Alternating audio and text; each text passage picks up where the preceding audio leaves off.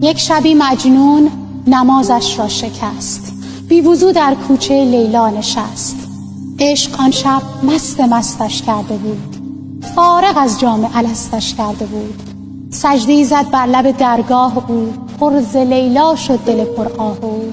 گفت یا رب از چه خارم کرده ای؟ بر صلیب عشق دارم کرده ای.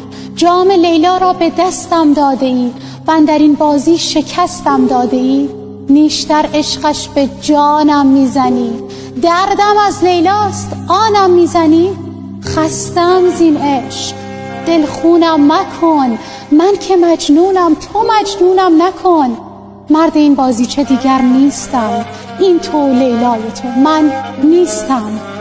گفت ای دیوان لیلایت منم، گفت ای دیوان لیلایت منم، در رگ پنهان و پیدایت منم. سالها با جور لیلا ساختی، من کنارت بودم و نشناختی.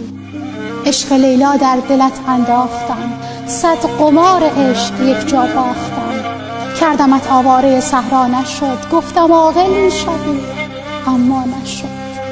سوختم در حسرت یک یاربت، غیر لیلا بر نیامد از لبت. روز و شب او را صدا کردی ولی دیدم امشب با من گفتم ولی. مطمئن بودم به من سر میزنی، در حریم خانم در میزنی.